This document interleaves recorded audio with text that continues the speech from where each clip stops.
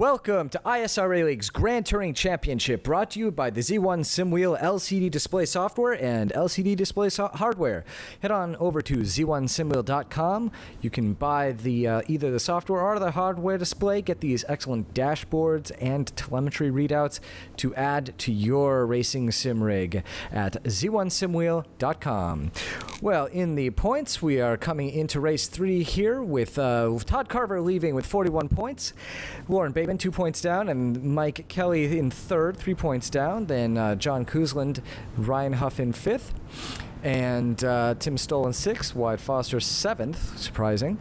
Over in GT3, we do, in fact, still have James Cullen leading with 50 points. Daniel Gralty down 12 in second. Brian Carey trailing him by 2 in third. Then Daniel Verness, 19 points down from James Cullen in fourth. Anthony Muniz, 24 down in fifth. A two-way tie, Corey Davis and Jason Molina in sixth and seventh. So tied for sixth, really. And then Jeremy Burris, just 1 point down from them. This is Season 11, Race 3 at Road Atlanta. I'm Daniel Quaroni, and with me here are Brian Carey. Hello, everyone. And Anthony Muniz. Hey, guys. All right, Brian, takes around this small map. Yes, this small map, which to us looks a lot bigger while we're driving it, so I'll try to widen it up for you verbally. But as you can see there, from the top view, it looks pretty simple. Well, not that simple. The S's look pretty complicated there, but turn 1, fast corner. Turn 3, we've talked about it before. That's a crazy corner. You can't see the apex to save your life, basically. Well, I mean, I guess you could, but going into that, it's very, very blind, so it's very hard to spot the apex and be consistent around there. Down the S's, turn 6 into turn 7, and now we have qualifying times. All right, well, Todd Carver qualified on pole for Corvettes with a 1:15.6. Right next to him is Alex Bilal. Daniel Buck and Marty Jeffries will share the second row. Kevin Savoy and Lauren Bateman on the third. Brian Huff and Mist on the fourth. And McLaren's James Cullen on the pole with Corey Davis 4 tenths behind, Anthony Muniz and Kyle McLean on the second row, Leandro Schmidt and Brian Carey on the third, Mike Young, Daniel Gralty, and Daniel Quaroni and Carl Mumbauer will be the top 10. All right, well, we still have a fair amount of the pace lap left here as we're just traveling through the S's with the GT3 field. Yep, down turn number 5 there at the bottom of the hill. You can see the track here. It goes up and down quite a lot. You can really see the McLaren's cresting the hill at the top of the screen there, but tons of elevation changes here and a lot of blind corners and a lot of tight corners and some fast ones as well, so a lot of fun to drive. I have to say that's something we really don't get in the simulation. Even with my motion share, I bet that's a heck of a sensation you get as you go over these crests. So your motion chair has limitations. That is good to hear. Absolutely it does. My canvas chair with pillows, on the other hand, the sky's the limit. With the power of imagination. Indeed. 100% correct, Anthony. Because it's actually on the basement floor and not moving at all. All right, well, we can see the cars coming up to 10, and there's a big split between the Corvettes and the McLarens. That's for safety. And yeah, you saw what happened at Okayama in the first lap. Then the McLarens got up to the back of the Corvette field and caused a little bit of issue. Yeah, absolutely. That was a track where the difference in speed was not all that great, and we can see Todd Carver leading the Todd Carver. Yes, Todd Carver. It is. Field, and he's on the straight, and he's accelerating, and he's going down the straight, and it looks like a little bit of bumping already. Oh, now we're back into the McLaren field here. That's Tim McLeish there. Yep. We're coming up green flags. So these guys are racing at this point here. So we're watching Tim McLeish. I wonder if something's going to happen to Tim. The director seems to know more than we do. Hopefully nothing happens to Tim. Hold on, buddy. He's battling with Aaron Hire, and Aaron is making a pass on the inside before turn 1.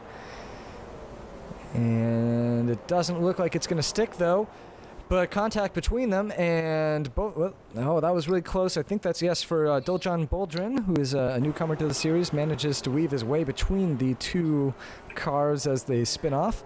It was actually a pretty interesting director's cut there. I don't think we've seen something like that in the start before. Normally you have to glaze over those start line incidents, but oh, look at that. That's a turn 1 Heroes car. Looks like, is that Tim Stoll? Yes, it's a number 77. It's hard to tell on these Corvettes because you can't put their name on the front like Jeremy and Daniel Verness have on the front of their Fords. And back around mid-pack for GT3, Brian Carey on the left, and Mike Young on the right in that black Red Bull with, I believe that's his teammate, Daniel Gralty, just behind. So these guys fighting it out, going down towards turn 10A. Brian Carey going to be on the inside. He should be able to hold on to that 5th place position, and we're cutting away, so I'm guessing that he will be able to. We've got Tim Stoll here battling back. He's in 12th right now, just behind Matthew Voigt in the darkly painted Porsche. There we go. Actually, we got John Kelly just ahead of Matthew Voigt in the old school Porsche paint scheme there, the Martini sponsored cars. So lighter color for John Kelly, darker colors for Matthew Voigt, but very nicely done cars there. And there's a car off. It looked like it could have been Kuzma. Couple cars off. Like maybe Kevin Savoy actually had just exited out of his car, so the car's kind of disappeared into nothingness there. That means he's he's quit basically.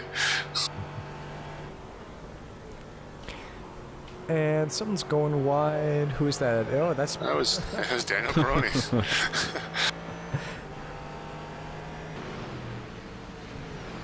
And now back to the Corvettes as Stoll is all over the back of Matthew Voigt heading down towards turn 10A. He's going to take a dive up the inside, and Voigt doesn't fight him too much, and that moves Stoll up into 10th position. All right, now we're back to, me. There I am. Back to Brian Carey. He's still under attack here from Mike Young heading down, but a little bit better on the brakes, I think. Yep. That was a close call there for both those guys. It looked like Young may have been able to take a look up the inside, but it's only, lap 2, so a bit of early to be making some diving moves. Oh, and that is Russell Gordon there off in turn 10A and 10B. I love his President's Choice no frills car. That's awesome. It is nice. I think he's going to lose I'm not sure. I think he lost a couple positions there, the last one there to Boldrin. And now on board with Daniel Quaroni. Now we're on board with Daniel. Doljan Boldrin there is our newly crowned ISRA World Challenge champion in the Cadillac. So well done to him there. Fortunately, not having as much success in this McLaren as he was in that Cadillac. He's just a machine in that Cadillac. Just unbelievable speed in that car, but still picking up this one here. But now you've got Tim Stoll coming around John Kelly. He's moving back up the field quickly here. Ooh, that was a bit of a don't mind if I do take the line back from you, Mr. Kelly there, and off he goes. On board with Mike Kelly now, the Turn 1 Heroes teammate, a bit further up the GT1 field. He's battling with John Rosetto's just in front in that white and red car. He's got who is that? Ryan Huff just up in front of them, and Chuck Chambliss just behind. Nice 4-group battle here, and also looks like leading this group would be, who is that? Alex Palau? No, that wasn't Palau. That was Isn't he ahead of Ryan Huff? Well, there goes Lauren Bateman past Matthew Voigt, who's. Was Dimas Maulana, who was the name I was looking for, but I don't see him on our timing screen, which is funny because that is the livery that he ran, well, at least what he ran last year or last season. Okay, well, hopefully we haven't lost Dimas in timing and scoring a void there, but we'll take a look just to get that cleared up. Honestly, I don't remember if he was in this race or not. Meanwhile, Mike Kelly trying to squeeze up on the inside, going through turn 11, and he is going to be able to take the position away from John Rosetto's in turn 12. Looks like Chambliss now going to be looking to take a look on the inside of Rosetto's going into turn 1. Not going to see that here because we're looking at a battle in GT3. Boldrin, once again, moving up the field. He started, I don't think he started from the pits, but he did start, I think, from the very back of GT3, so he's moved himself up a few positions, currently running in 15th. He's challenging Jerry Morsdorf there in the McLaren, and he's going to get by. He's going to take a look up on the inside of Burst, now going into turn 10A. Not going to see if he's able to make the pass. Going up with Burst's teammate now, Daniel Verness, who is fighting with Karl Mumbauer. And Dan Crony there in the back, got a good view of this battle here, so good to see this going through. Now, do we have a different way we're doing is the director changing things up a little bit? Because notice he's making, I feel a difference. You will have to ask Dan. I don't know. Oh, there's Mike Young off. Unfortunately, he didn't hit anything. It doesn't look like, so he just lost the battle there. But he has gone well back, lost a lot of places to his teammate Dan Gralty and several others. It looked like, but hopefully he can continue on. Yep, there he is. Took him a long time to get his car pointed in the right direction, though. He's losing quite a few positions. He's fallen down to 12th position at the moment. I'm guessing just caught way too much curb coming out of turn 5 and spun the car around. Not all that hard to do. Very difficult corner, turn 5. I just noticed Mike Young's helmet. That's pretty awesome. Wasn't that Jason Molina? Oh, whoops. I thought it's Mike Young. Still an awesome helmet. Following on with Mike Young right now as he chases Jason Molina. This is a battle for 11th, I believe. Yes. That's another good hill. That's another blind corner too. A little faster, a little easier to a little margin for error there because you can still go basically flat out over that crest. You have to watch wheel spin going over the crest, but pointing the car isn't as hard. Whereas we're going to go on board through turn 1 here with Mike Young, and no, of course we can go through turn 3 on board.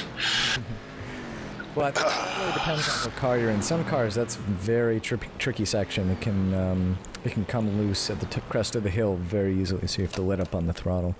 Not in these, though. Not in the McLarens.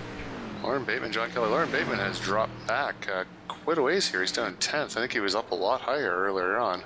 Don't know what happened there. There's a lot of action happening all over the place here. Now you got Mike Young making his way back past, hopefully, for him. Hopefully for Jason Molina. It's just about alongside. If he doesn't do it... Yeah. Whoa. He didn't do it because he got really squirrely in the back. Oh, and again. Jeez, he has just got, like, ice cubes for wheels back there. Like, those are just not putting any power down at all. About to lose a spot to Lance Snyder, isn't he? Yeah. Yeah, and Doljan Boldrin. So he went from almost gaining a position up into 12th to losing positions. He's fallen down to 14th now, so he's having a rather tough opening stint here at Road Atlanta. Just wondering if that's either a setup issue, if he got any damage, or if he's just the way he drives the car, he's overheating these rear tires, because this is a track that a lot of left-right corners, the chicanes, the S-bends, the sweepers, you can see is top view of turn 3. So as you turn in that corner, you literally can't see until you get past the apex there. And whoa, there's someone off. That was Carl Mumbauer off. Yeah. Just people going off the track left, right, center. We're not going to be able to focus on any one of them because everyone's trying to fight for attention from our robotic director. Okay, not really a robot, but you get the idea. Okay, so maybe we're going to be on board with Mike Kelly. Here's turn 1. Okay, now we're going to go over to the left here. Turn 2 is the left-hander, then look at this. You can't see the right-hander of turn 3 until right about, well, you never got to see it because we didn't hold on for long enough. I'm fine, though. It's cool. We'll see it eventually, hopefully. Well, Mike Young caught up to the back of Doljan, and he's looking to make a move. Coming next to him, but Doljan has the advantage of the draft off Lance Snyder, so it's going to be really tough for him to make this happen. And so tough that we're going to cut away because I bet it doesn't happen. Going back to Mike Kelly now. He is running in 5th. He's still trying to get past John Rosetto's. Looks like he got a pretty decent run coming off of turn 7. And I believe the oversteer as he came off the corner, and so he's lost a little bit of momentum. He's going to try, it looks like he's going to try and squeeze somewhere, but finally dives to the inside and gets it done. Yes, gets it done under braking. Thought for a second he was going to try and squeeze himself on the outside going into turn 10A. It did look like it.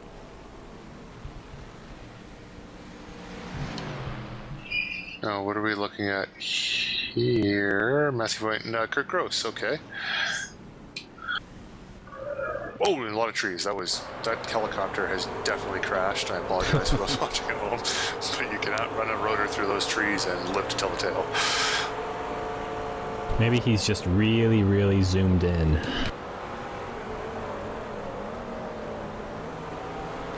Well, we just watched a pass on Lance Snyder there by Doljan. Doljan? How are you pronouncing that? That sounds. I think that sounds about right. All right, great. Doljan Boldrin. We'll do the whole pronounce it 3 different ways. Oh, Mike Kelly or Tim Stoll off the track, almost getting back to Lauren Bateman, and Tim Stoll. Now this is one of the things. Whoa, Tim Stoll is really squirrely right now. I don't know if he suffered damage or what's going on, but he's been a little inconsistent recently. Back when we last ran the Corvette consistently, not last season, but I think back season 6 in the GTC when we had a 16 race season, I believe it was. Tim Stoll dominated that season in the Corvette, but and was very competitive too in the Daytona prototype. But it doesn't seem that he's all that consistent this season here in the Corvette. So not sure what's going on there, but maybe it has something to do with Lance's car. I don't know. I'm just throwing it out there. Could be. It is race season. He is a flagger, so it's possible that he's just too busy at the real racetrack to put time in on the virtual one. Yeah, speaking of which, Lance Snyder, who we can see there in the number 75 Tommy Tohold show car, red one there, is a very consistent flagger at this track, living in the Atlanta area, I suppose. I don't know exactly where he lives. That would be weird, but totally don't know that. But I think he's his regular station. I think it's a turn 10B, the second part of that chicane there at the end of this long straight. So look out for real Lance waving a flag at virtual Lance. Are they flaggers or are they marshals? Is there a difference? I don't think so. I think it's the same thing. Okay. But meanwhile, another great pass there by Boldrin on the inside of Molina. Going down into turn 10, that moves him up into 11th position now. So we go back to Tim Stoll as he's fighting with Dan Morera, heading down towards turn 10 as well. And looks like Morera backs off nice and early to let Stoll go by there.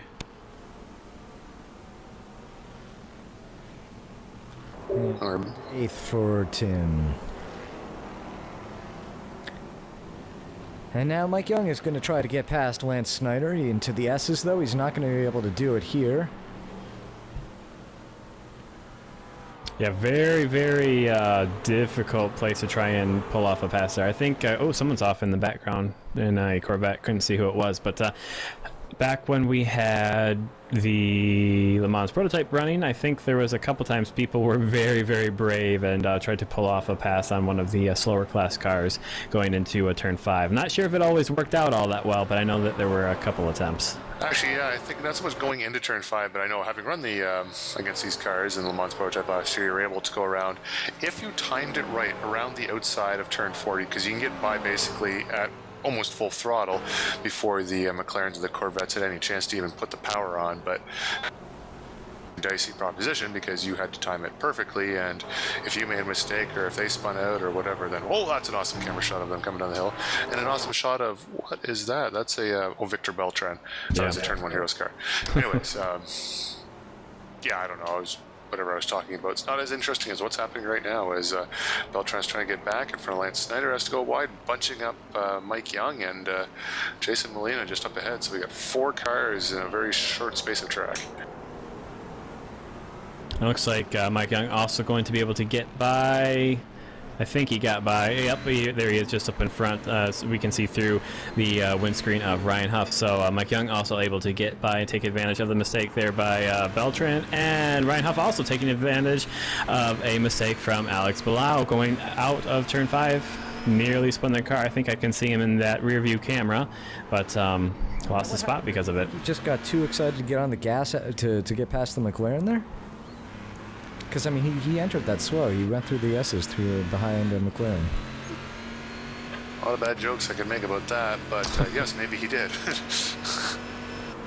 Yeah, the little bit that I've driven this car at Spa when I was just testing it out, you seem to have to be pretty gentle on the accelerating pedal. Ooh, is Beltran taking a diving look there on the inside of Young as he was getting passed there by a couple of Corvettes going into turn 10A. But yes, I'm guessing just a little bit too excited with the go pedal there in the Corvette to cause the car to spin around because he was on the curbs.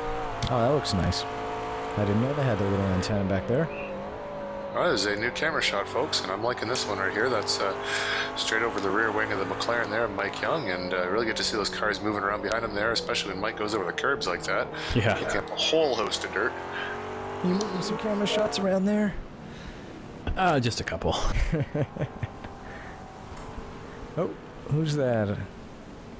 Jason Molina, very slow there, coming through turns 3 and 4. It looks like he was able to get back on the track, so I don't think he received any damage there. He's just looking for a clear spot in the traffic. Yeah, you get a lot of corner cutting penalties going through that S's there. If you can miss one of the chicane or the left rights there in the S's, which what our S's are, they're left right corners. But if you cut across there, you'll get a slow down penalty almost for sure, even if you don't really gain any time by cutting across. So noticed a lot of guys doing that as, whoa, there's a Corvette there, looked like Chuck Chambliss coming by, and another Corvette, and really that kind of screwed up Mike Young's pass attempt on Lance Snyder, so he'll have to try again. Either that or Lance is running just a lot less downforce and able to just kind of pull away at the end of that straightaway there. Oh, big mistake from Lance. Ooh. And Young's going to take a look up on the inside going into the final corner, but Snyder able to hold on to it, keeps the momentum going through that last turn 12, and holds on to it, and with a fairly sizable gap as they head down towards turn 1. Man, that one camera angle at the bottom of turn 11 there really makes me want to duck. That is awesome.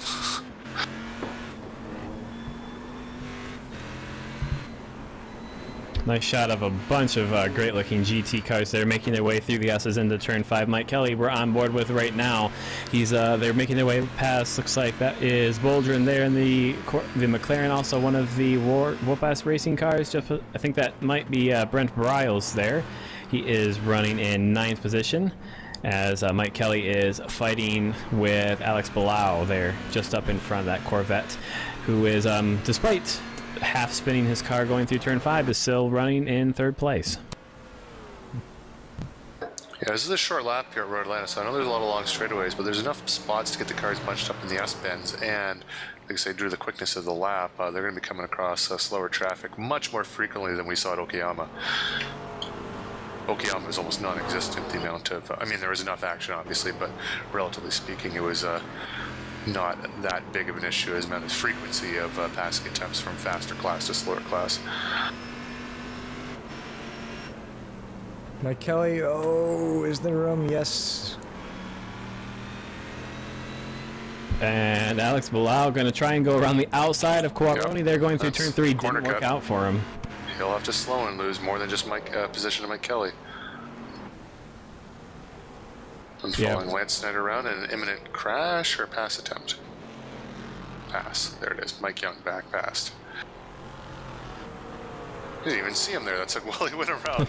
He was behind him, folks, and he passed him off screen. That's that takes talent. He's just very shy.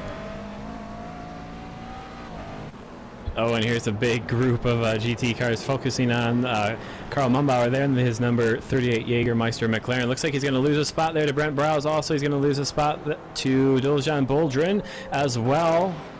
Well, he's going to be fighting him as they head down into turn 10A, because he's not quite there yet, but he's got a great run. He's going to try and grab a little bit of last-minute draft heading down into that corner. But there's a couple Corvettes there, and I think that is going to scare him off the move. Yeah, he has to lose actually quite a bit of time there as who is that? I believe that is David Scott's Corvette makes his way through. So he's going to lose quite a bit of time there to the guys he's fighting with, but there's still lots of traffic that will get involved in their battle, so I expect to see that close back up. Although it looks like Brent Briles really benefiting from that. He's managed to pull over a second on those two guys.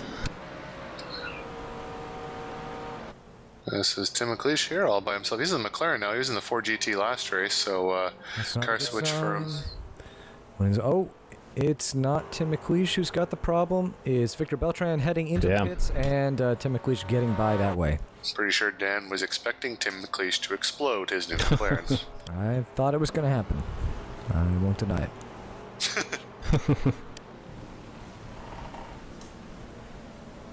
So we got Doljan coming up on Karl Mumbauer here in the Jägermeister car. Just makes me want to puke every time I think about it. Not Karl Mumbauer's car per se, but just the Jägermeister. just bad news. I noticed he's got, I believe, Coca-Cola on there. Is that a drink like Captain or Rum and Coke? Yag and Coke? Sure. Yeah, I didn't know. I wondered if that was because he has Coca-Cola on there with another beverage. So Actually, one of the more popular Jägermeister drinks is the Jager Bomb, which is essentially where you just drop a Jägermeister into a Red Bull and chug that, because nothing bad can happen from doing that, can it, folks? Well, see, I thought you were going to say you just dropped the Jägermeister into the toilet, but you And just... then drink it? That's disgusting. Well, you don't drink it, you just get rid of it. Oh, yeah. No, I'd probably just use the sink. that's what Brian does. I'm weird like that. Use a sink of some sort. Skip your stomach, just throw it right in the toilet. Give it to someone else. I don't know. Just get all gross. Just put a little bit of cheese curds in there and off you go. Oh. Yep, totally went there, folks. Now you know how I feel.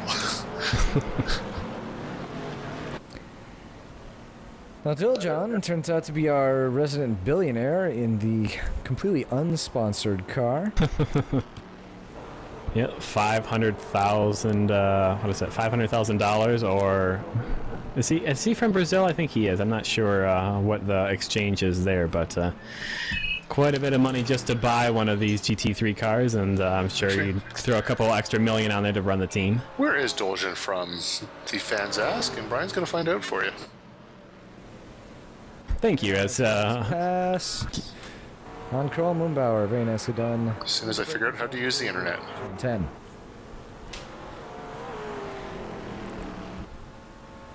And now jumping back to Russell Gordon as he is taking a look here on Jason Molina, who is defending on the inside going into turn 10A and does so quite successfully, I think. As Gordon doesn't run into him. That's not the first time, or yes, Russell Gordon. That's Yeah. not the first time he's done that this race. Yep, I was just hoping that he was going to be able to get his car slowed down enough so he didn't run into the back of Molina, which he did, so well done. Unfortunately, he's lost a bit of time to him now, but both of the guys are still in the race and have no damage. But now we ride on board with Tim McLeish as he's taking a bit of a look here on Russell Gordon to see if he can't make a pass attempt. Still trying to figure out where the hell Dolgen's from. Have you tried Googling his name? No, actually, you know what? Let's just see what happens here, folks.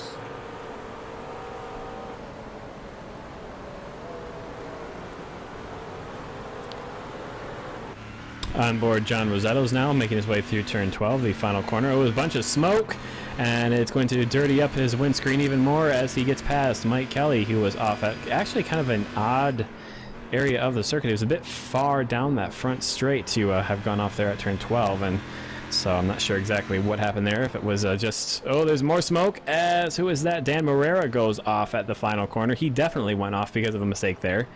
He loses a spot to Kurt Gross. The tire marks from Mike Kelly. I think maybe what happened was he got off and then was still just on the grass, maybe got on the power, and that pulled him off more.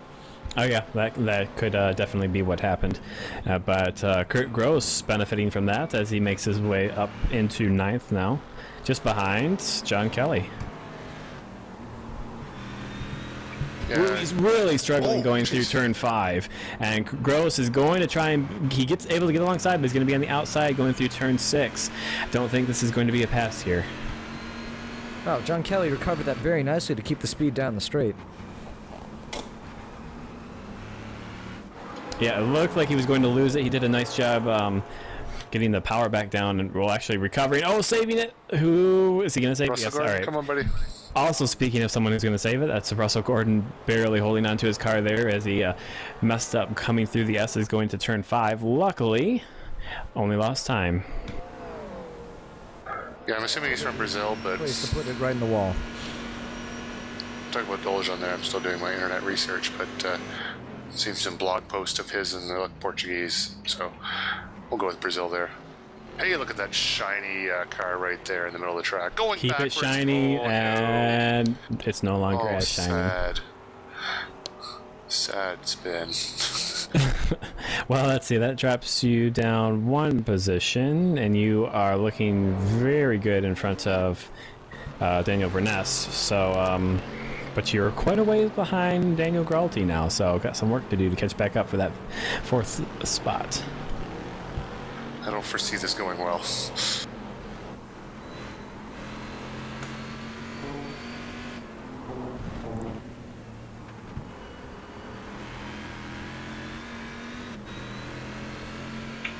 Oh, I don't know about you boys, but I've got myself a headache right now. I probably will before the night's over with all the explosions going on outside my house. Oh yeah, that's right. We are actually recording this on the 4th of July, so Here we are. hopefully none of them are aimed towards your house. By the sounds of things, I think we might be a prime target. Feels like it anyways. Well, there's Matthew Voigt coming back past Dan Marrera there. Dan Marrera taking a very long braking zone there, and Matthew Voigt passing easily. But yeah, no, back on Victoria Day, which is a famous, Canadian British Empire holiday for, Queen Victoria, because we all loved Queen Victoria, I guess. I don't know. But a couple of people in our neighborhood there had actually pretty sizable and entertaining round of fireworks. Just you could watch from our backyard. For some reason, they didn't have it for Canada Day a couple days ago, so don't know what to tell you that. Oh, that's Bryles off the track. Yep. So he's going to have to slow down and clear that black flag, and he'll lose some time.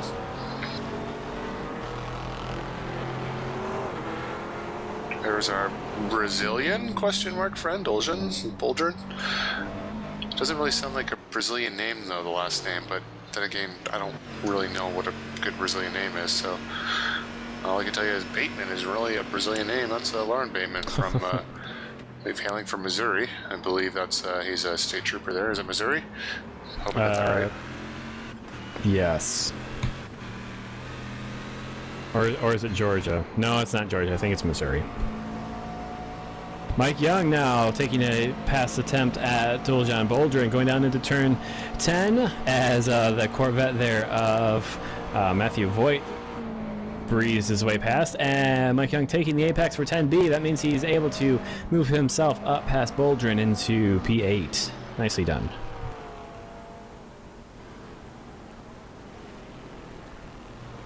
Warren Bateman trying to find his way behind past David Scott. David Scott was quite a bit farther back earlier on in the race, but I think everyone ahead of him managed to spin, so he's put himself up into fifth. Yes, the GT1's quite interesting, actually, as it looks like Bateman's going to have a great run on Scott heading down towards the final corner. Scott's going to be defending the inside. Bateman takes a dive towards the outside at the last second, and it looks like Scott's going to let him by there. I'm not sure if he was meaning to defend that hardly or what was, if he was trying to let him by, but a little bit of a close call there for Lauren Bateman, but he makes it by, moving himself up into 5th position.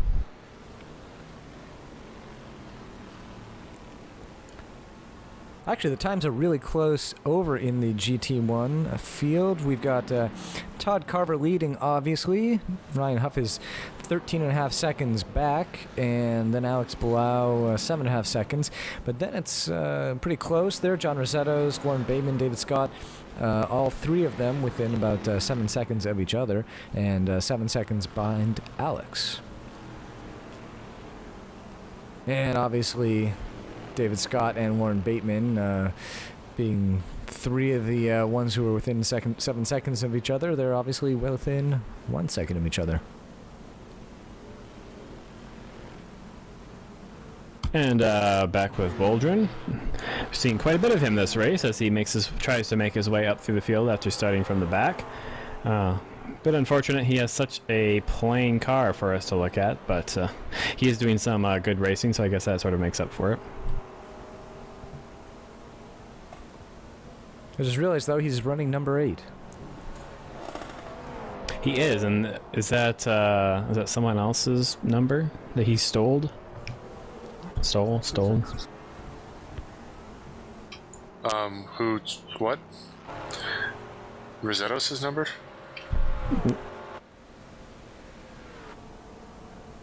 Well, I don't see Kuzland on the scoring right now, so I don't know what isn't. I think his is supposed to be 27. Yeah, John Kuzland is 27. I just know that I know David Scott last race had 26, and I kept getting confused with Dan Marrera, who normally runs a 26. Matthew Voigt is normally 25, but he's running the 35 today because someone grabbed that by accident. John Rosettos is running the 36. He's normally number 8, and that was grabbed by Doljan Boldrin. So yeah, there's a lot going on this. Hey, there's John Kuzlin. We just saw him. He's right there, somewhere, right there, at the bottom of the screen. He's just really far back there, huh? Yeah, I think he had an incident at the beginning of the race there. I thought I saw him spun or something. Would not expect him to be outside the top 12, but there he goes. I'm going to see if I can see it on the ticker where he is. And here we've got Tim McLeish chasing down Jason Molina. They're real close. Let's see, how far away are they? They are unfortunately so far down the standings, we don't get the time updated in real time, so we'll have to watch the ticker for that. But Wait, is John Kuzlin... within half a second. Maybe John Kuzlin arrived late because he's not on this timing and scoring anywhere. There's guys that have retired long ago that are on the timing and scoring. Yeah, well, I thought the same for Dimas Maulana, because I thought for sure that I saw his Corvette, but yeah, he must have been in very late because I don't see him on our timing and scoring either. All right, we apologize for that. We'll try to get actually, no, I'm going to grab the race results here, and so giving you the race results because I don't want to be prophetic. I just want to see where those guys were actually in the race. Well, we've got a battle here between John Kelly and Kurt Gross. They're in the Corvette, also in GT3. Not quite as close as the Corvettes here, as Gross going to try and go around the outside of Mumbauer, who is quite close and fighting with Daniel Qualroni as well. Whoops. Or was that not Qualroni? No, it couldn't have been Qualroni because you are right here. So it must have been Brian Carey? Maybe? Did I run into someone? What happened? No, I don't know. Didn't I just go off? Wasn't that me? No, there he is right there. You were right here, and you're on track right now and fighting with Mike Young. We need to pay better attention, guys. Apparently, yes.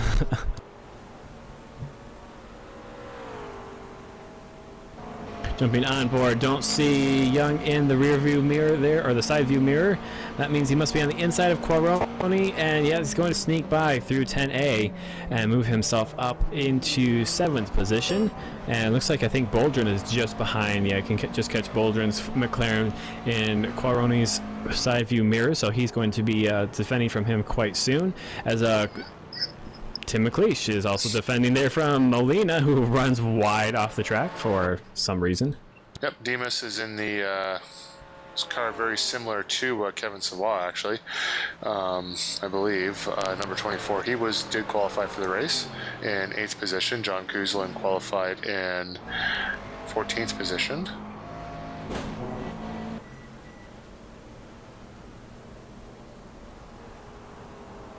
Ooh, and Qualroni a little bit squirrely coming off of turn 5. Looks like Boldrin's going to be able to get by. Yes, he does, as they make their way through turn 6. So that moves him up into 7th, 8th position now.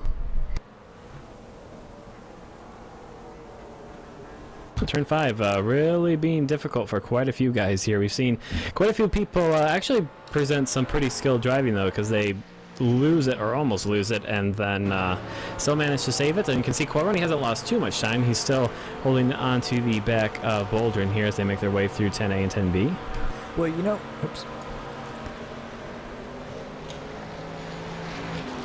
You know, the trouble I was having with turn 5 there was that sometimes it'd be just fine, and then sometimes I'd be braking and it would get really squirrely, and, you know, you gotta turn in at some point, so it was just really inconsistent. The car would just sometimes go a bit mad, and I don't know if it was just the combination of the braking and the curb that I might have hit a little bit differently one time, You know, but that's why I had a lot of trouble with it several times. I think because we run basically the same setup between us. I mean, we'll make small changes here and there for preference, but as a team, we do kind of run the same thing. And that was a problem I was having too, is just there was no consistency. It ran all right in qualifying. I don't think we ran enough laps, at least I didn't in practice, to see how it would run out over a full run. And I just think the tires were heating up in strange ways. Like, you do one lap, you burn out the front tires a little bit. It would cause you to back off and understeer out, so you'd compensate by slamming on the gas. Next lap, the rear tires would overheat, as looks like Dan just got a little bit of oversteer there, and just no consistency at all. I was not happy with my setup this race.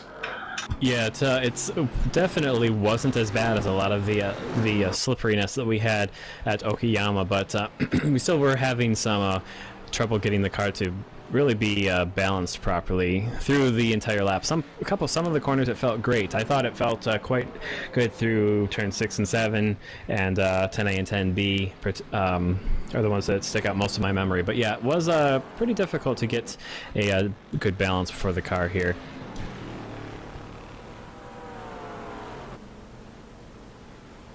Ooh, and Alex Bilao also having trouble with turn 5 as he was trying to use get past. That's just part of the track.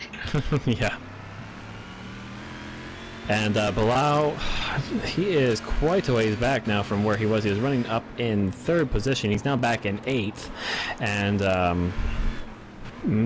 could be he took a pit stop. We are getting close to halfway through the race, so I guess we can expect to have pit strategies start playing an effect on some of the racing.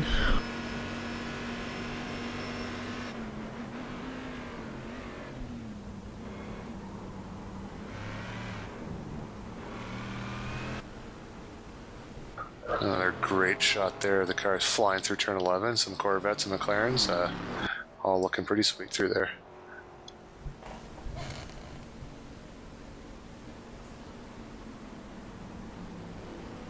Would have been nice if we could have seen that on the opening lap. Too bad the director didn't pick that camera shot for that spot.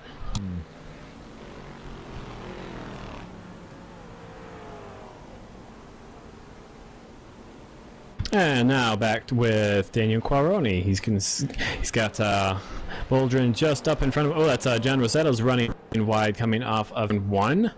And I guess that would technically be turn 2 right there, but he gets back on. A lot of curbing there being taken by Boldrin, making his way through turn 3. Definitely that's that blind apex that Brian pointed out at the earlier part of the program. You can see he turned in just a little bit too much when he was trying to aim for the invisible apex. Oh, and that's someone off. I think that was Mike Young. Yeah. He'd been off once before there, and he just finished the job, basically. Definitely made contact with the wall there on the left side, so I'm not sure how much damage that put on his car, but he definitely made contact this time. Ooh, is Alex Bilao getting very close to Matthew Voigt as they were braking forward turn 10A, putting a lot of pressure on him right now.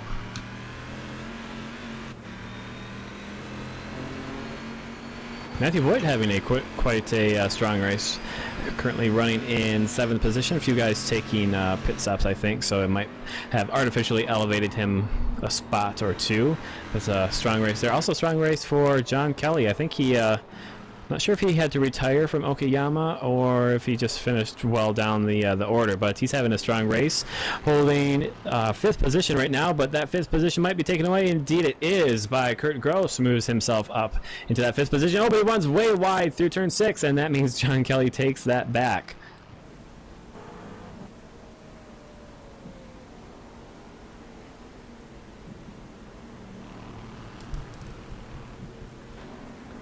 Ooh, and a lot of oversteer there for Alex Bilao exiting turn 7.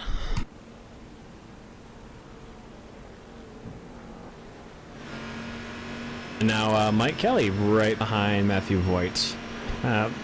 Wasn't he? I think he was running up higher, wasn't he? So he must be taking a pit stop. Yeah. Mike tends to do earlier pit stops on average than most of the guys out there.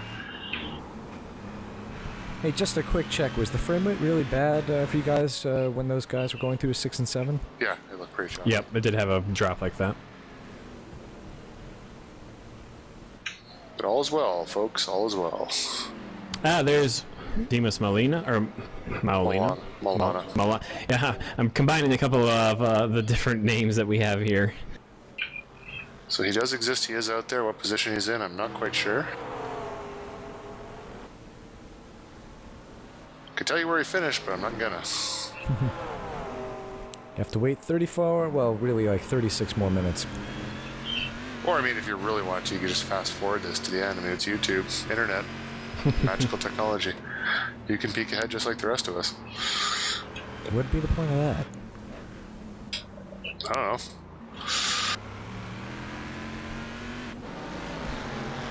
What's the point of non-alcoholic scotch? There is no point, because it doesn't exist. I was gonna say I was gonna be surprised if they actually made that. I meant to say decaffeinated coffee, but I meant to be. Okay. I skipped right into Two very different things there. It's like I think the line is like, it came from Letterman. It's like decaffeinated coffee is like non-alcoholic scotch. What's the point? But since I screwed that up, on with Matthew Voigt making what looked like a pass for 7th position there. It wasn't a pass because it was on to McLaren. He's fighting with Mike Kelly just up in front of him for 6th position. Oh, I think he passed someone in the pits because his. Oh, that could be. Yeah, I think he passed Alex Blau because he went from 8th to 7th on that shot. There's Dan Crony there, just snaking it through turn 11. Just a little bit of see a slight hint of oversteer as he went through there. A little bit of four-wheel drift, which I actually really like going through the McLaren in that corner because unlike the LMP, which is just planted to the road, you actually still have to drive it through turn 11. Oh. Nice. Not nice he went off, but way not to hit the barrier there because I thought for sure he was going to go flying into the barrier. So Brent Bryles, another off there. He's down in 36th position. 9th position? Oh, yes, 9th. There it is. Going into the pits. Was he going into the pits? I think so, yeah. Yep, there it is. Quite an odd spot to spin the car there in the direction that he did. Yeah. Yeah, no, it happens. It definitely happens.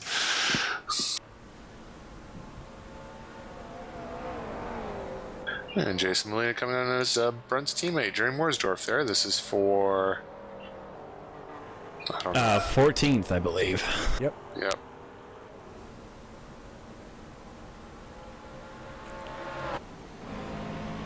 Yeah, and there's Jason's cool-looking helmet. I assume that's what Dan was talking about. That is indeed. And to get a nice pass there on Trey Mooresdorf heading through the turn 10 chicane. Moves him up into 14th. I mentioned about my headphones for the last race there, squeezing my ears, is I have a abnormally large head that I need to buy special hats for. So Jason Molina has gotten off the track there, so that's a little unfortunate, but he'll be back on. He won't lose any more than just a little bit of time, but also position to Jerry Mooresdorf. And Anthony Muniz, we didn't get to see a lot of him coming through the field there, currently running in 5th position. You can do more interesting things to get on camera this race. Well, I am right behind McLean at the moment, but apparently these guys right here, Alex Blau and Matthew Voigt, are a little bit more exciting. I guess maybe because it's a three-way battle. I wish it were taking that into account. It's something I want to do, but it's not. Ah, okay.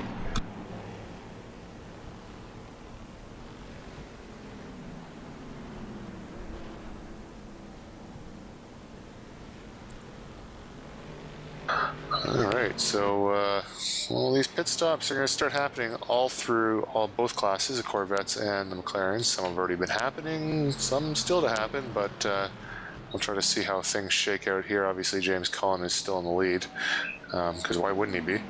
And then Todd Carver as well. There you can see him up ahead of Anthony Muniz. They're not racing for positions because they're in different car classes, but looks like by the gap there, looks like Anthony will probably have David Scott coming through any moment now.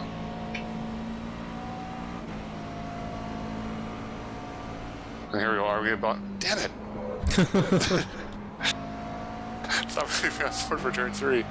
I shouldn't have said anything. The one time I was looking down, I missed it.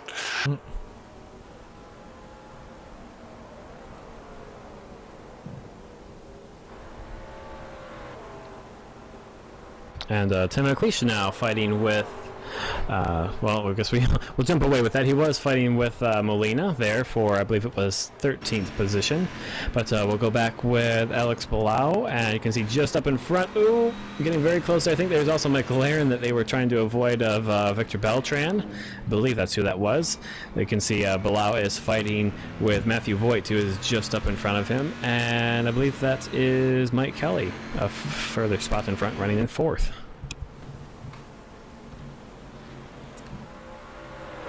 And now we're back to McLeish and Molina.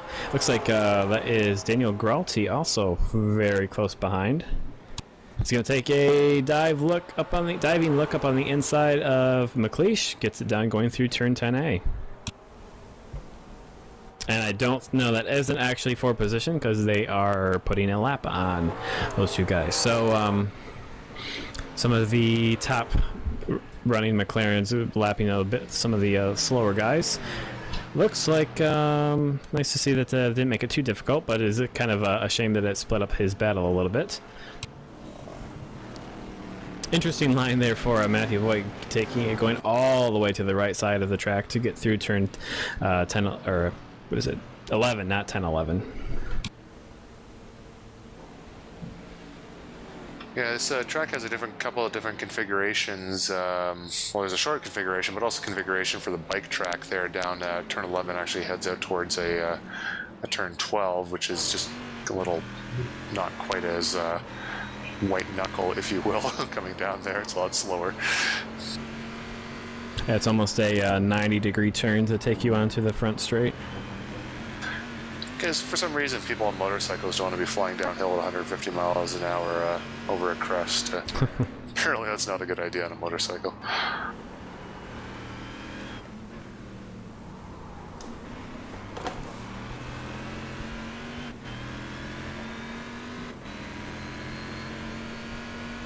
Hey, there's a shot of Brian Carey. Looks like he's mostly by himself right now, running in 6th position.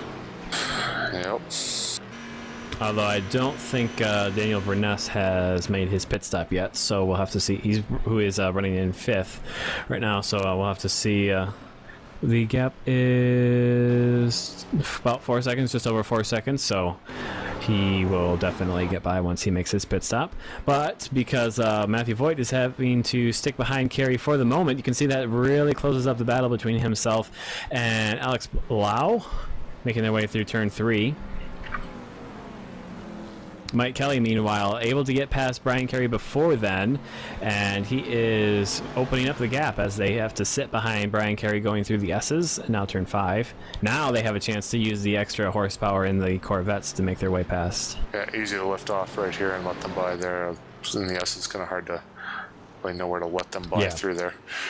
Yeah, that being said, I didn't feel I was holding them up as much as it seemed that I was right there. So definitely trying to hustle it through the corners for those guys and then hold them up too bad.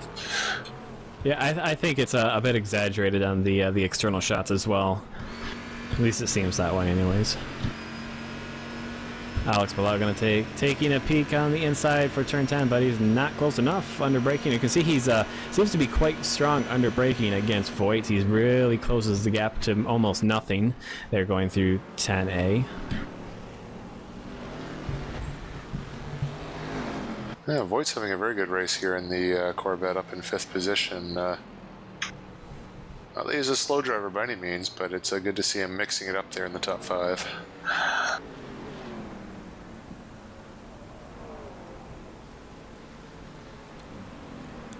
And up behind a couple more of the GT3 cars now, because he's got, who is that? Tim McLeish, who is moved to the McLaren.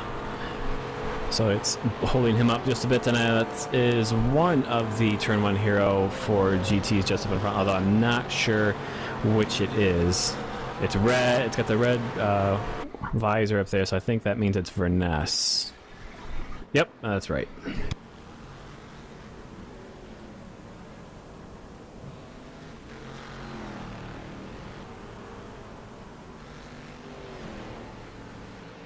Meanwhile, Mike Kelly up there in third position, managed to pull about 2 seconds in front of Voigt with the traffic that they're making their way through. All right, as we're in the 25th minute here, some pit stops here. I'm just realizing I really need to get something to drink, so I'll be back in about 1 minute.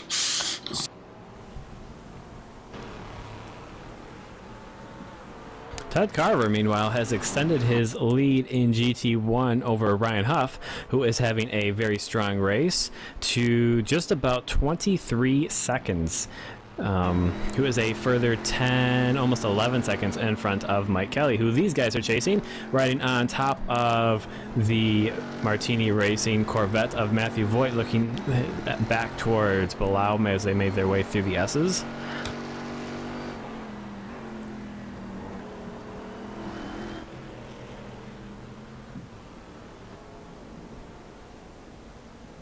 And really, this is the only close battle in GT1 that is left on track. Everyone else has managed to get themselves a fairly significant gap.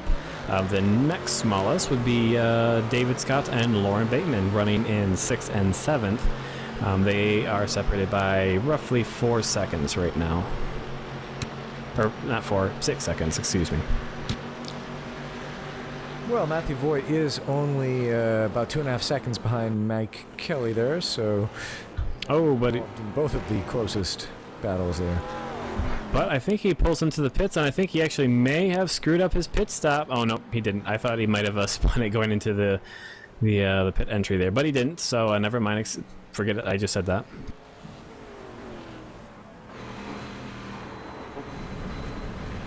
So Lauren Bateman making a pass there on Voigt, to a bit unfortunate. I was hoping that he had already made his pit stop and he was fighting to hold on to that 5th position. David Scott now getting by him into 6th.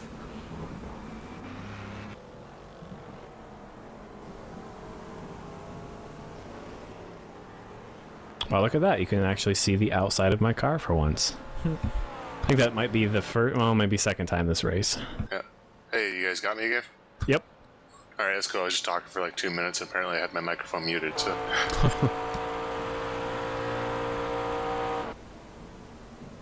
I just realized the mute button is on the right earphone.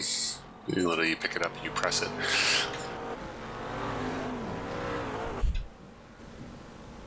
But it's neither here nor there. We got Ryan Huff there in a very strong second position, just ahead of this group here, watching Anthony chase down Colin McLean. Strangely not seeing Colin all that much in the shot there, but he is just ahead of him. Like, just ahead of him. Wait, there he is. Brief flash as the you can tell because Colin is Scottish and basically has a flag draped around his car, which does look pretty badass, but you can definitely tell it's Colin. Now, are we sure it's a Scottish flag? Remember, we had this discussion a few races ago. Yes, that conversation may have been a touch sarcastic. Was it? Was it? I don't know. I can't.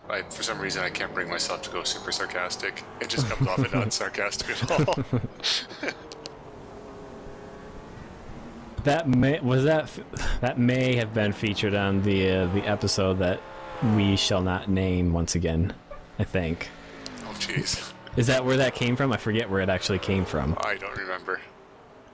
All I remember from that is we may have had a random movie trivia segment that may have lasted 40 minutes. Anyway, so it's a pretty decent battle. I mean, they're not battling door to door right now, but being in this position when you're 1 second apart, it is definitely a struggle no matter which way you look at it.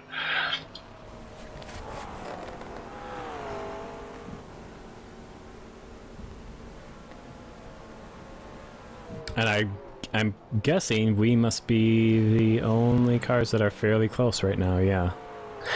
Mike Kelly and Alex Bilbao are about 3 seconds apart, so that could become a battle. We'll have to see. Might be switching to that in a bit. But for now, we're going to watch my car drive around.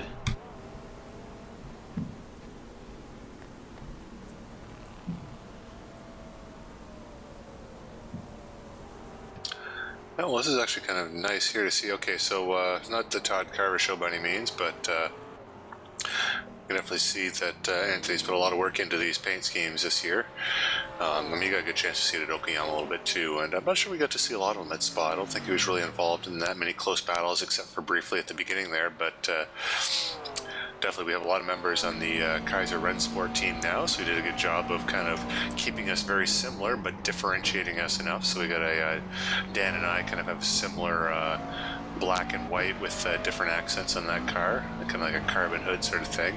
I think Anthony's is rather unique, and then well, it wasn't going to be. It was supposed to be shared similar designs with Renee and Ryan. They're supposed to both have their own versions of it, but circumstances for both of them kind of have taken them out of this season, unfortunately. Yeah, Ryan spawned, and Renee didn't spawn, but he's just taking a quick break for right now, and hopefully we'll be back with this shortly. But Ryan's a little busy trying to take care of a human. Yeah. He's like, okay, yeah, I can do all this or whatever and still race, and then you realize that after 3 days of never sleeping, maybe it's not such a good idea to try to throw racing in there. You get a little bit tired, almost like you're trying to do. I can imagine that him racing at this point might be like trying to take your 6th stint at Le Mans, and you are kind of tired, haven't had much sleep. And also, too, you kind of have to go when the baby cries. So I know that when I actually signed up for iRacing, I signed up pretty much when my son reached his first birthday, because that was approximately the time where he was able to start sleeping through the night on a consistent basis. So it took him till I think he was about 11 months old when I signed up for iRacing, because I knew about it, and I had seen what it was all about, and knew it was going to be a great product. Oh, no, there's is that gross? Yep. What is a cool... Excuse me, did I just burp on the microphone? I really apologize. But that's kind of gross. A nice Disney car there. That's a interesting looking paint scheme. But yeah, no, it's just one of those... just kind of knew iRacing was going to be a good product there. And it's like once I got onto it, I figured I wouldn't be able to let it go. And that has been the case. And would not have been able to do that when my son was very, very young. And there's Jason Molina, very, very slow, coming off turns 10A and 10B there, which allows Tim McLeish and Dolgen and Boldrin to... Wow, that's a little tight. And then John Kelly's coming up behind them, so there's going to be a bit of a brouhaha going into turn 1 here. And Boldrin able to get by Kelly smartly, waiting until they make their way through turn 1, as also a couple of other Corvettes. You can see the overall leader there, Todd Carver, behind John Kuzland, who he's putting a lap on. So a lot of different cars that are on different laps trying to make their way through there. To see who is this? Brian Carey. Yes, it is Brian Carey making his way through turn 6, and he must have Verness fairly close, I would guess. Yeah, he's within 1.5 seconds of Verness right now. So that is a battle. As we go back now to Tim McLeish and Jason Molina. Jason looking like he's got some bullies behind him there. Not really bullies, just looked like they were ganging up on him. Just waiting to steal his lunch money, apparently.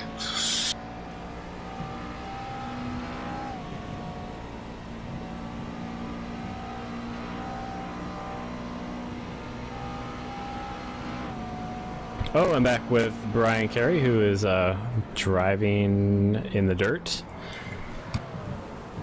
Luckily, keeps it out of the wall there, but decided to do a little bit of rallying in our very expensive Kaiser Rennsport McLaren.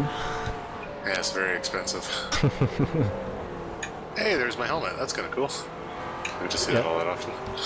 Yep, very, very quick shot, but we did get to catch a glimpse of it. I pulled the camera's back just a little bit to show a bit more of the driver. So if you can't tell, this is the first broadcast that I've attempted to do with a lot of assistance from Dan, who kind of helped to guide me through the process, because it's not 100% automated yet. It's a lot of it is, but there's quite a few different steps that you have to follow, and me not being a programmer, sometimes I need a programmer's help. But so if you do see any mistakes, they're not Dan's fault, they are mine. I guess maybe I was wondering if the camera cuts were a little bit different. I didn't know if it had to do with process you ran it through being a little different than Dan's, I don't think that would have an issue because I think the logic would still be the same, wouldn't it? The choices are the same. My cameras are probably different than what Dan uses. Like, I don't use the actual nose cam and the rear bumper cam, or the diffuser cam, I guess it would be. I back those up to be inside the cockpit on the very top front roll bar, and the diffuser cam would be on the back, just above the rear windscreen. Yeah, it's race leader James Cullen on the McLarens there. A brief glimpse of him going past Tim McLeish.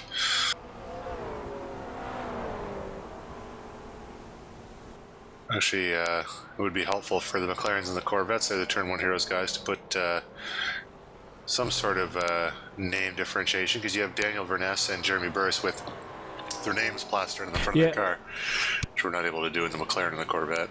Yeah, unfortunately, we're stuck with the McLaren logo on the top, which, credit to them, it does look nice, but I would like to be able to have that sun visor customizable like it is on the Ford GT.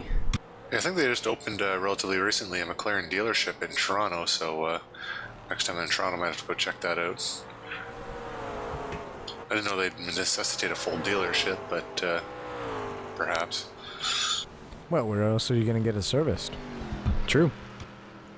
Hey. And who would you partner with, because the rest of the car manufacturers are their competitors?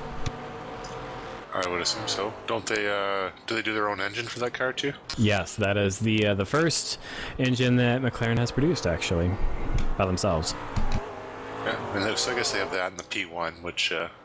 Well, that uses the same sort of thing, but because this car was built before the P1, it's their first engine. Like, if you go back to the old McLaren that raced in GT, it was, yes, BMW power. And of course, their F1 program has used a number of different engine manufacturers, and none of them were built by themselves. So, yeah. Also designed the Mercedes SLR. Yeah, that joint project they did. Yeah, that produced a very nice car, actually. Not a big Gran Turismo fan, but I do enjoy driving that car around the Nürburgring. Just because. Alright, so this is a battle for 13th position right here, guys. Tim McLeish chasing down Jason Molina.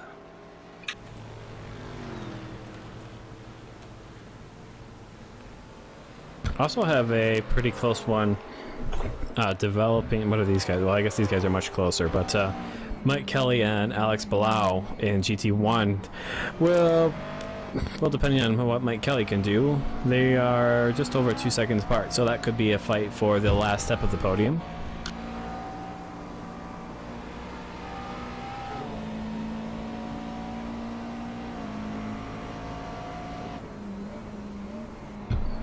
There is a nice shot of a little bit higher than what the driver can see, because we're pulled back and towards the top of the car, but definitely can see how difficult that blind apex is. Oh, and that is no one that they are fighting with. That was Kurt Gross there in the Corvette that had gone off. Alex Palau really aggressive on that curb there, probably not intentionally, obviously, but...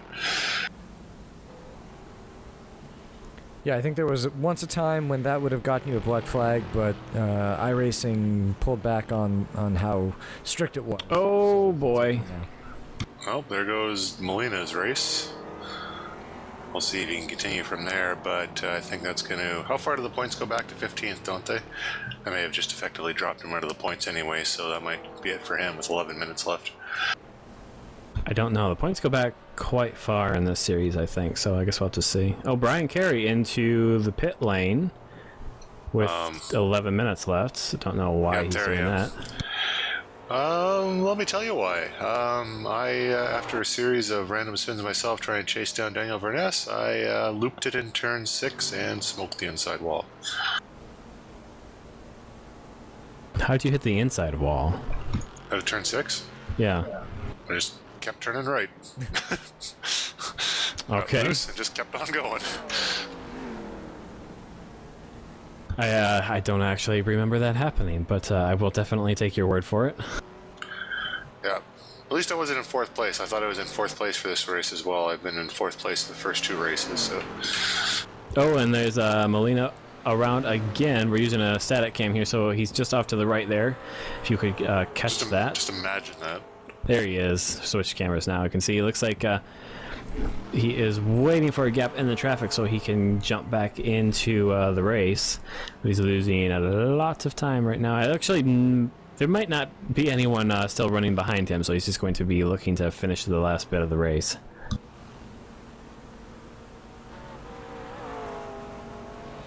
And I think I am officially now out of the race.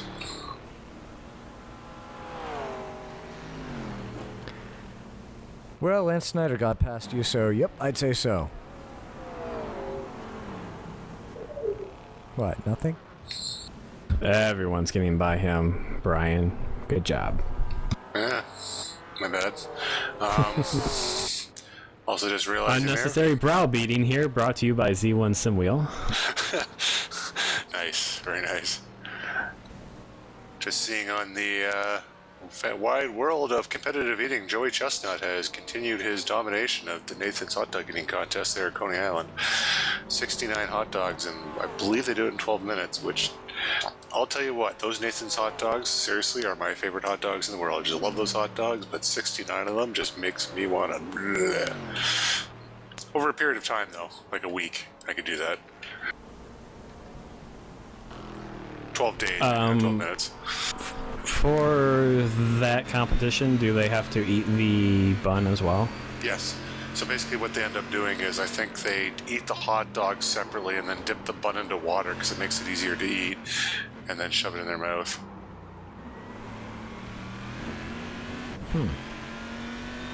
That is an estimated 22,080 calories in one sitting. Was that Dan just making that noise back there? That's exactly how I feel. But seriously though, you guys had Nathan's hot dogs, right? Like I just assume everyone in America is... Oh, I've never tried them, I don't think. What? I'm not really a hot dog fan. I kind of like real food, yeah, or burgers if I'm gonna eat, like fast food type stuff. Yeah, but you can get them like at the grocery store. That's what I'm like when I go down to New Jersey in a couple weeks. I'm gonna bring some back with me. I've never been to New Jersey. I've been to New York. I've never been to New Jersey though. Well, but that's just where I'm going. They have it all over the place. Oh. Actually, I don't know if they have it in Michigan, like I said, I do prefer real food. I've never actually seen them in a supermarket here in Michigan, though. Just to be honest. Yeah, and that's why I recall too. I mean, I live relatively close to Michigan myself. I don't recall ever seeing them there. Otherwise, I'd be running across the border every other week to. Even though I haven't been recently taking care of myself, eating a little better, getting into shape, and I wouldn't eat them all the time, but I'm just saying, if you had to choose a hot dog out of all the brands that I've had a fair few brands of hot dogs. They are by far my favorite.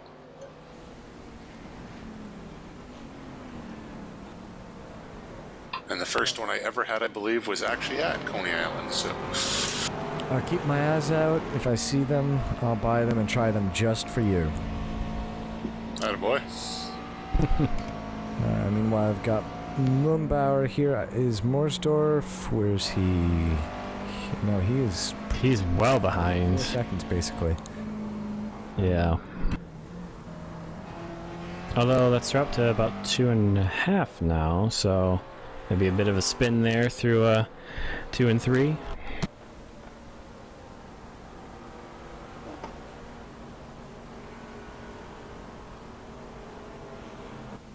Oh, there he is, just behind, what was it, Turn 1 Hero's car? I think it was. Oh, no, it wasn't. It was Victor Beltran. He tricked me with his very similar liveried car. Because the GT3 leader, James Collin, is actually just behind Carl Mumbauer. All right, well, he's closed it down. Jerry has, or rather, Carl has closed it down to Jerry to 1.5 seconds now.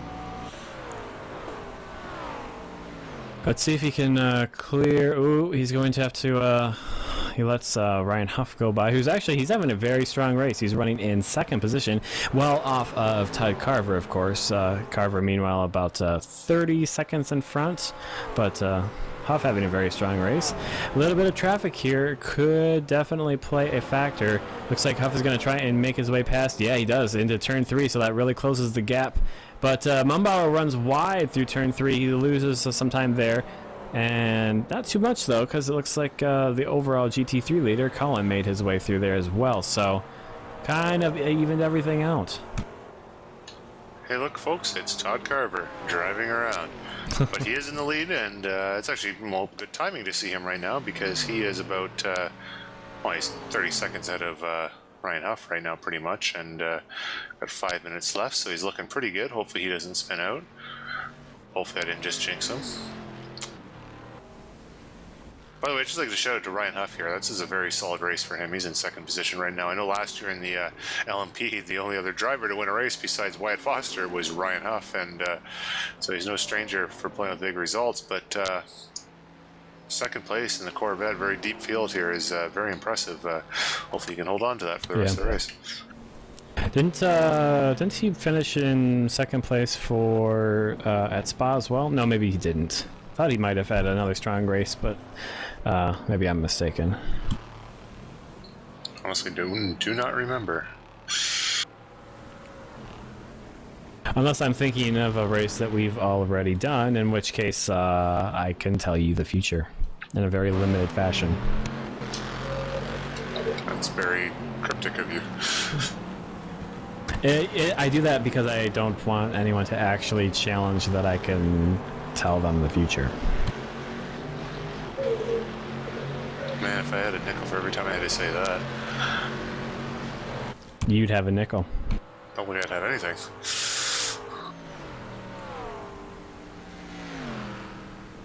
Never had to say that. Let's see. We're looking at about 2.5 seconds between David Scott and John Kelly. David Scott currently running in 6th. 3:15 a second left.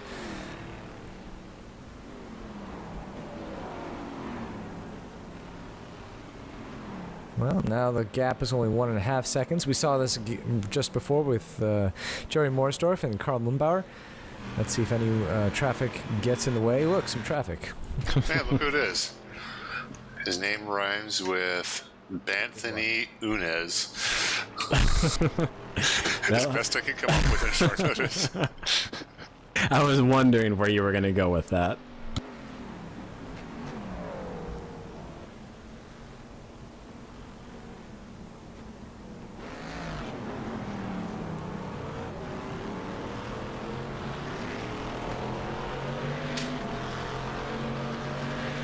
And these guys... And from Tunis.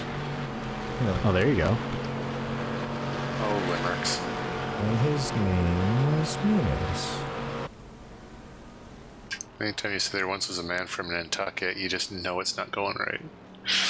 Well, I didn't say that. I was speaking to Lance yesterday before he did Okayama, and he just reminded me not to swear on the broadcast. And I keep forgetting to ask if you're able to post-production bleep out swear words, because if we can, then it'd be helpful information to have. We can. It's just extra work. Yeah. Yeah, no, that won't be happening right now, but... Oh, that looked like a cut. Maybe not. Yeah, I think Dan's running a little behind what we're looking at right now. Yeah, I think I'm about 5 or more seconds behind. Yeah. It looks like he held on. It looks like he kept close enough to the inside curve. We'll get a 1x for that, but I think not a corner cut. Look at the focus on John Kelly's face right there. That is just intense. It's a really cool helmet, too, I must say. It's a cool-looking American flag, his name on the side, the whole bit. American flag in the front of that. I believe John Kelly is from America. I think so. You would think.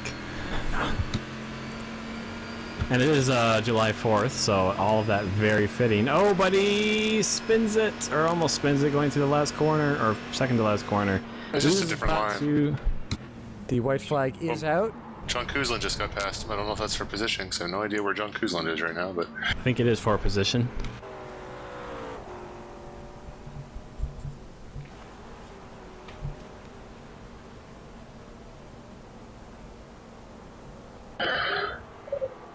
It may appear that, yes, that was for position, folks. Oh, Jason Molina really hustling Victor Beltran for 15th.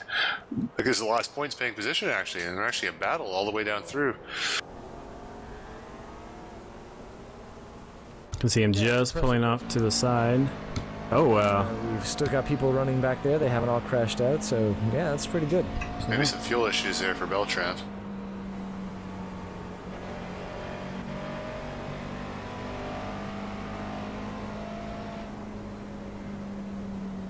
yeah, I don't know. It's definitely lets him by there in the straights. As time has expired, and we are on, or some of these guys are on the last lap. These guys right here are on their final lap. Just realized those guys just passed me. For position, that was just one more lap than I've done there. Oh, David Scott, slow, out of fuel. In the second to last corner, John Kelly passes him to make up an extra spot. Yep.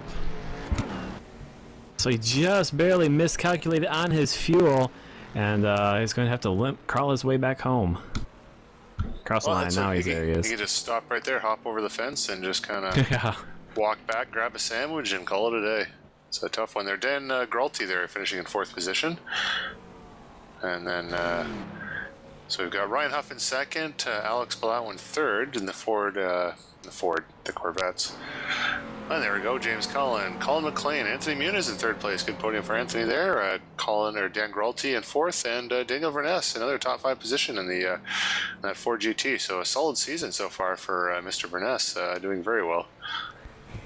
And you guys go ahead and do the points because I'm going to be out of sync with that.